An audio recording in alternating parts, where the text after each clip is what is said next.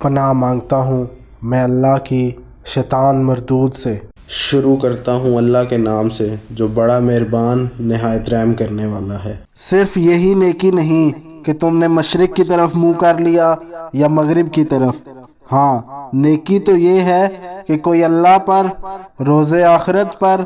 فرشتوں، کتابوں اور نبیوں پر ایمان لائے، اور جس شخص نے اللہ کی محبت میں اپنے قریبی رشتہ داروں، یتیموں، مسکینوں، مسافروں، سائلوں اور غلاموں کے آزاد کرانے میں مال خرچ کیا، اور جو نماز کی پابندی کرتا رہا اور زکوٰۃ دیتا رہا، اور جو لوگ عہد کر کے اسے پورا کرنے والے ہیں اور تنگ دستی اور تکلیف میں اور جنگ کے وقت ثابت قدم رہنے والے ہیں، یہی لوگ سچے ہیں اور یہی پرہیزگار ہیں۔ اے مومنو، مقتول کا بدلہ لینا تم پر فرض کیا گیا ہے، اسی طرح کہ آزاد کے بدلے آزاد، غلام کے بدلے غلام، عورت کے بدلے عورت، یعنی قاتل جس طبقے سے بھی ہو اسے قتل کیا جائے۔ پھر اگر قاتل کو اس کے مقتول بھائی کے ورثاء کی طرف سے کچھ معافی کر دی جائے تو چاہے کہ دستور کے موافق خون بہا طلب کیا جائے اور وہ اسے خوش خلقی کے ساتھ ادا کر دے، یہ تمہارے رب کی طرف سے ایک قسم کی سہولت اور رحمت ہے، پس جو اس کے بعد بھی زیادتی کرے اس کے لیے دردناک عذاب ہوگا۔ اور اے عقل مندو، قصاص میں تمہارے لیے زندگی ہے تاکہ تم خون ریزی سے باز رہو۔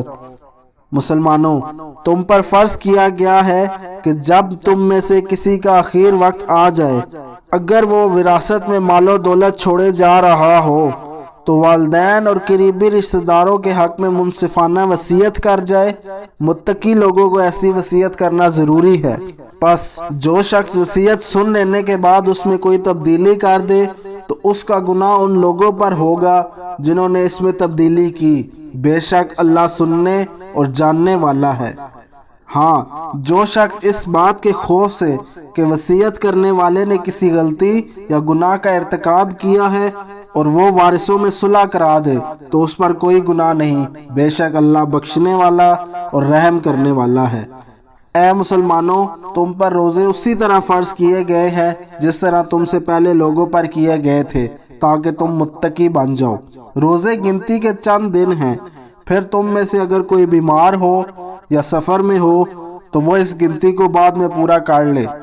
اور جو اس امر کی طاقت رکھیں کہ وہ فدیہ دے سکیں ان کے ذمہ ایک مسکین کو کھانا کھلانا ہے۔ پھر اگر کوئی شخص خوشی سے نیکی کا کام زیادہ کرے تو وہ اس کے لیے بہتر ہے، اور اگر تم روزے رکھو تو یہ تمہارے لیے بہتر ہوگا بشرطے کہ تم اس بات کو سمجھو۔ رمضان وہ مبارک مہینہ ہے جس میں قرآن پاک نازل کیا گیا، جو لوگوں کے لیے رہنمائی اور ہدایت اور حق و باطل میں تمیز کرنے کا ذریعہ ہے۔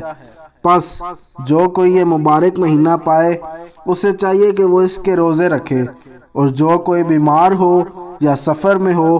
تو وہ بعد میں اتنے ہی دن روزے رکھے۔ اللہ تمہارے لیے آسانیاں چاہتا ہے، دشواری نہیں چاہتا، اور یہ رعایت اس لیے بھی ہے تاکہ تم یہ گنتی پوری کر سکو اور تاکہ اللہ کی عظمت بیان کرو کہ اس نے تمہیں ہدایت دی، اور تاکہ تم اس کا احسان مانو۔ اور اے نبی، جب آپ صلی اللہ علیہ وآلہ وسلم سے میرے بندے میرے متعلق سوال کریں تو آپ ان سے فرما دیجئے کہ میں تمہارے پاس ہی ہوں، پکارنے والوں کی دعا قبول کرتا ہوں۔